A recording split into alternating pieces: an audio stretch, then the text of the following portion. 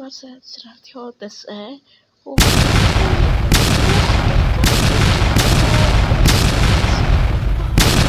Όχι, κάνει αποστόλες εκεί πέρα. Τρόμαξα, δεν γίνεται, στο καλό γίνεται.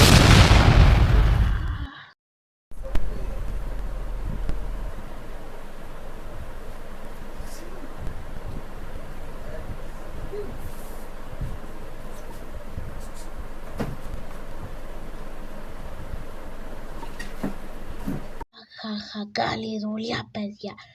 Έτσι, μπράβο. Κάντε αυτό για να στοχεύσει εδώ πέρα στο τσίπι.